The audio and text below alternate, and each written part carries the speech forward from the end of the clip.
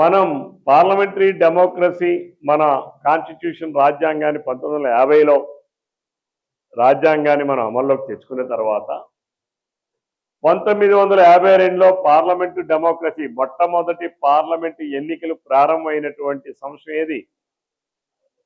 ఎంతమంది తెలుసు? 1952. 54లో భాషా ప్రయుక్త రాష్ట్రాలుగా ఉన్నటువంటి ఏర్పడాలి. ఒక భాష మాట్లాడే వాళ్ళకి ఒక రాష్ట్రం ఉండాలి అనేటటువంటి విధానం, అనేటటువంటి ఒక నినాదం స్టార్ట్ అయ్యి ఫెడరల్ కాన్సెప్ట్, ఫెడరల్ అందుకనే ఎన్టీ రామారావు గారు చెప్పారు, మనం అందరం తెలియక మొదటి నుంచి అలవాటు అయిపోయింది central central central. There is no central. కేంద్రం మిథ్య అన్నాడు ఎన్టీ రామారావు గారు. ఇందిరాగాంధీ గారు ఎంతో మంది ఏంటి ఎన్టీ రామారావు వచ్చి కేంద్రం మిథ్య అంటాడు ఏంటి అన్నారు. ఎస్, మన కాన్స్టిట్యూషనే ఫెడరల్ కాన్సెప్ట్, అంటే రాష్ట్రాల సమూహం సముదాయమే కేంద్రం.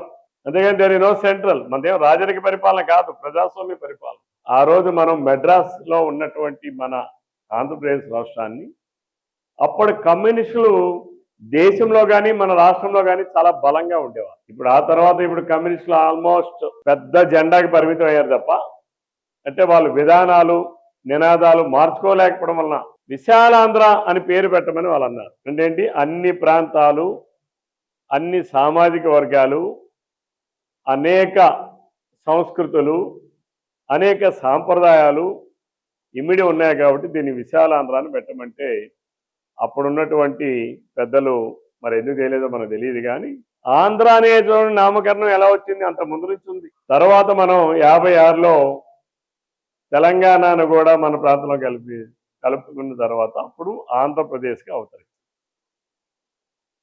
అయితే అక్కడే మరి పెద్దలు ఎందుకు గమనించలేదో ఒకటి మిస్ అయ్యాం. రాయలసీమ ప్రాంతం. రాయలసీమ ప్రాంతం అంటే ఏంటి? శ్రీకృష్ణదేవరాయలు గారు పరిపాలన చేసినటువంటి సీమ అంటే ప్రదేశం. రాయలసీమ అంటే శ్రీకృష్ణదేవరాయలు గారు పరిపాలన చేసినటువంటి ప్రాంతం కాబట్టి అది రాయలసీమ. నైజాం నవాబులు పరిపాలన చేసినటువంటిది కాబట్టి హైదరాబాదు ఆ ప్రాంతానంతా కూడా తెలంగాణ. మీ అందరికీ కూడా ఇంకోటి కూడా తెలియాలి. ముందు మన దేశానికి స్వాతంత్రం రాకముందు హైదరాబాద్ అనేది ఒక దేశం, ఒక రాష్ట్రం కాదు. ఎంతమంది తెలుసో లేదో నాకు తెలియదు. ఆంధ్రప్రదేశ్ రాష్ట్రం ఏర్పాటు చేసేటప్పుడు దాన్ని తెలంగాణ అన్నారు, దాన్ని రాయలసీమ అన్నారు. మిగిలిన ప్రాంతాన్ని ఏమన్నారు? కోస్తా ఆంధ్ర అన్నాడు. మనకేమన్నాడు? ఉత్తరాంధ్ర అన్నాడు. అంటే మనకి దిక్కు పేరు పెట్టారు. ఏ పేరు పెట్టారు? ఉత్తరం, దక్షిణం, తూర్పు, పడమర 4 దిక్కుల్లో ఒక దిక్కు పేరు పెట్టారు. మనకు మాత్రం కోస్తాంధ్ర, ఉత్తరాంధ్ర అని చెప్పి దిక్కు పేరు పెట్టారు. ఇది హిస్టారికల్ మిస్టేక్. నిన్నటి వరకు ఇది ఉత్తాంధ్రగానే ఉంది. ఇది ఉత్తరాంధ్ర కాదు, ఇది కళింగాంధ్ర. దీనిని ఈరోజు చాలా మంది పెద్దలు కూడా యాక్సెప్ట్ చేస్తున్నారు. మీరు డిబేట్స్ లో కూడా మీరు చూడండి, కొంతమంది ఎవరైతే విశ్లేషకులు ఉన్నారో శ్రీనివాస్ గారని, అలాగే ఇంకొక ఆయన వాళ్ళు కూడా ఈ మధ్యన మీరు వాళ్ళ డిబేట్లు గారు మీరు పరిశీలించండి. మేము వాళ్ళు ఒక డిబేట్ అయింది దీని మీద, ఈ ప్రాంతాలు ఇట్ల మీద. నేను కూడా ఆ రోజు అటెండ్ అయ్యాను. ఒక డిస్కషన్ అయిన తర్వాత ఈ రోజు నుంచి మేము కూడా తెలుసుకోలేకపోయాం, మేము ఎన్నాళ్ళు తప్పు చేశాం. ఈ రోజు నుంచి మేము ఉత్తరాంధ్ర అని చెప్పి మాట్లాడాం, మేము దాన్ని కళింగాంధ్ర అని చెప్పి మాట్లాడతామని చెప్పి ఈరోజు వాళ్ళందరూ ఇచ్చేసారు. నా నియోజకవర్గంలోనే ఒక వారం 10 రోజుల క్రితం జరిగింది ఒక సంఘటన. వెదులవలసలో సంవత్సరం బిడ్డ, 3 సంవత్సరాల బిడ్డ పడుకుంటే బ్లేడ్తో గొంతు కోసి, ఆమె కూడా కోసుకుంది, బట్ ఆమె సర్వైవ్ అయింది. అంటే వీటన్నిటికీ కారణం ఏంటి? విలువలతో కూడుకున్న సమాజాన్ని మనం నిర్మించలేకపోతే, నువ్వు అనుకోవచ్చా ఏముందిలే ఆళ్ళ గొంతు ఆలు కోసుకున్నారు కదా అని. ఉన్మాదుడికి ఆడి గొంతు దొరకకపోతే నీ గొంతు అయినా ఆ టైం కోసం. అలెగ్జాండర్ దండయాత్ర చేసి దేశంలో, మన భారతదేశంలో కొంత భాగాన్ని ఆక్రమణ చేసిన ఆయన ఈ కళింగ దేశానికి వచ్చి యుద్ధం చేసి ఓడిపోయి వెళ్ళిపోయాడు. ఓడిపోయినప్పుడే ఆయనకి జ్ఞానోదయం అయి అక్కడికి వెళ్ళి చెప్పాడు, ఒరే బాబు, మీరు ఈ దేశంలో, ఈ ప్రపంచంలో ఏ దేశంతోనైనా ఎవడైనా యుద్ధం చేయండి, కానీ భారతదేశం దగ్గరికి మీరు ఎవరు కూడా వెళ్ళొద్దని చెప్పాడు అలెగ్జాండర్. ప్రపంచాన్ని జయించినటువంటి వాడు. ఆ రోజు ఈ పేరు పెడతామనంటే ఇదొక ప్రాంతానిది ఇప్పటికైనా ఆ రోజు రాష్ట్ర విభజనలో కొత్త రాష్ట్రం ఏర్పడేటప్పుడు రాయలు పరిపాలించిన సీమను రాయలసీమగా పెట్టారు. తెలంగాణ నవాబులు ఇచ్చేసేదానికి తెలంగాణని పెట్టారు. కానీ కళింగ దేశాన్ని మాత్రం ఉత్తరాంధ్ర అని చేసి ఈ రోజు దేశంలో పలాస కాదు, ముందు నక్సల్బరి అక్కడి నుంచి ఇక్కడికి వచ్చిందనంటే దాన్ని టేక్ ఓవర్ చేసి నడిపించింది నిన్నటి వరకు కూడా మన ప్రాంతమే. అంటే పోరాటం అంటే ఈ ప్రాంతంలో ప్రతి ఒక్కరికి, కులాలకి, మతాలకి, అందరికీ అతీతంగా అన్ని వర్గాల్లో కూడా పోరాటం చేసేటటువంటి పటిమ ఉన్న ప్రాంతం ఈ కళింగ ప్రాంతం. వన్ ఆఫ్ ది రిప్రజెంటేటివ్ రేపు హైదరాబాద్ లో 25వ తారీఖున జరిగే సోషల్ సిఎస్ఆర్ సమిట్ మీరు కూడా అటెండ్ అవ్వండి. అక్కడ there are many companies, they will come. మొట్టమొదట వాళ్ళకు మా ఫ్రెండ్స్ అందరూ ప్రారంభించేటప్పుడు 100 కంపెనీలు వచ్చాయి. I was attended in Hyderabad. మళ్ళీ చెన్నైలో పెట్టాం. మొన్న నేను మన శ్రీకాకుళంలో కూడా నేను ఇక్కడ పెట్టాను ఒక 35 మంది పారిశ్రామిక. So we are introduce. నేను వారికి ఒకటే చెప్పా, సిఎస్ఆర్ అనేటటువంటిది ఇదేం బిచ్చం కాదు, ఇట్ ఈస్ అ రైట్. ఇది నీ త్యాగం కాదు, ఈ సమాజాన్ని నువ్వు మెరుగైన సమాజం నిర్మాణం కోసం ఉపయోగించేటటువంటి ఒక పెట్టుబడి. సిఎస్ఆర్ యాక్టివిటీ చేసేటటువంటి వాళ్ళతో మీరు కూడా టైఅప్ అయితే కంపెనీస్ వాళ్ళతో మీరు చేసేటటువంటి ఒక రక్తదాన శిబిరాలు నిర్వహించండి. There is a funding, but only thing is missing links. వాడు నేరుగా వచ్చే కంపెనీ వాడు ఖర్చు పెట్టగలదా? ఖర్చు పెట్టాలంటే మళ్ళీ ఆడో 10 మందిని దానికోసం అపాయింట్ చేసుకోవాలి, వాళ్ళకి జీతాలు ఇవ్వాలి, ఎస్టాబ్లిష్మెంట్ అంతా పెరిగిపోతుంది. వాళ్ళు ఏం చేస్తున్నారు ఇప్పుడు? ఆర్గనైజేషన్స్కి ఇస్తున్నారు, థర్డ్ పార్టీ ఆర్గనైజేషన్స్ ద్వారా. You have to submit your DPRs. Understand? You have to submit your DPRs. మీరు కండక్ట్ చేయండి, గ్రామాల్లోకి వెళ్ళి కండక్ట్ చేయండి. ఇంకా మనం రక్తాన్ని సేకరించడం కాదు, మనం ఎవరికి ఇచ్చినా, ఎవడు అర్ధరాత్రి ఫోన్ చేసినా Kalingandhra youth association should be able to supply the blood. Maybe కార్యక్రమాన్ని తీసుకున్నారు, లేదు వితరణ కార్యక్రమం తీసుకుంటున్నారు.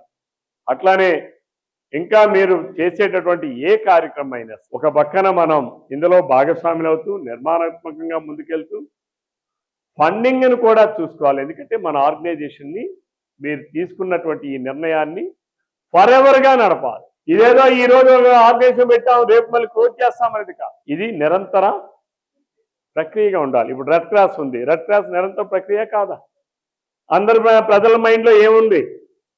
బ్లడ్ కావాలంటే ఎక్కడికి వెళ్ళాలనుకుంటున్నాడు?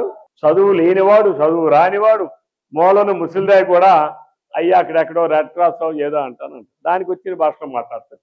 ఎక్స్ప్రెషన్ ఎట్లా? ఆ కేర్ ఆఫ్ అడ్రస్గా మనం మారాలంటే మీరు దాని మీద వర్క్ చేయాలి. అందరికీ సోషల్ మీడియా మీద, టెక్నాలజీ మీద నాలెడ్జ్ లేకపోవచ్చు, మీలో ఉన్నటువంటి వాళ్ళు దాని మీద work out. There is a money, but how to spend అనేటటువంటిది ఎలా చేయాలో తెలియక ఆగిపోయినటువంటి సందర్భాలు ఉన్నాయి.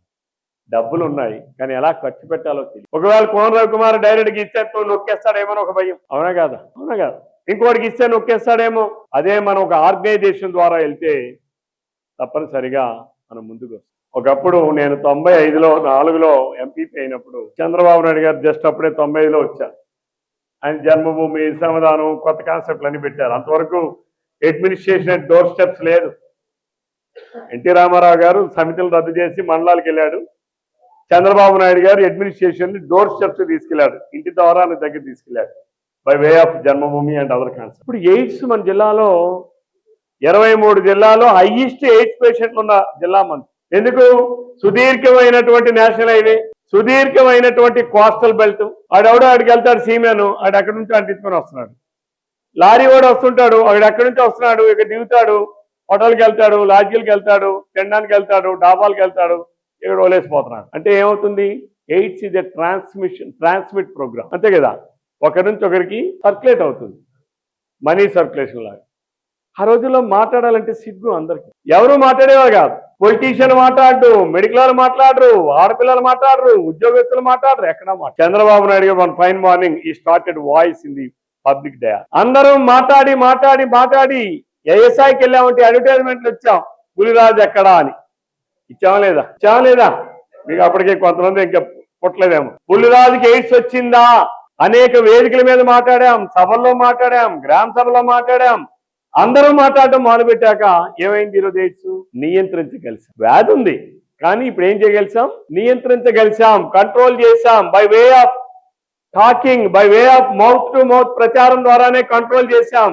అల్టిమేట్ మోటో ఏంటి? మన ఆర్గనైజేషన్ తాలూకా మోటో సర్వీస్. అది ఎవరికి ఇవ్వాలి? మరి ఎక్కడ మాట్లాడాలి నువ్వు? కాబట్టి ప్రమోటర్స్ ఎవరు అవ్వాలి? ఇప్పుడు మీ గురించి రత్నాస్ ఒకటి చెప్పమని చెప్తాడా?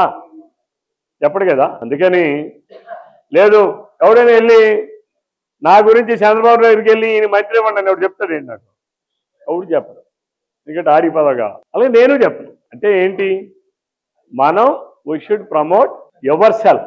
కాబట్టి ఈ విషయాన్ని మీరందరూ కూడా గ్రహించి దీనిని అన్ని ప్లాట్ఫామ్స్ లో కూడా ఈ ఆర్గనైజేషన్ ముందుకెళ్లాలని మిమ్మల్ని అందరినీ కూడా మనస్ఫూర్తిగా కోరుకుంటూ అభినందిస్తూ సెలవు తీసుకున్నాను. Thank you.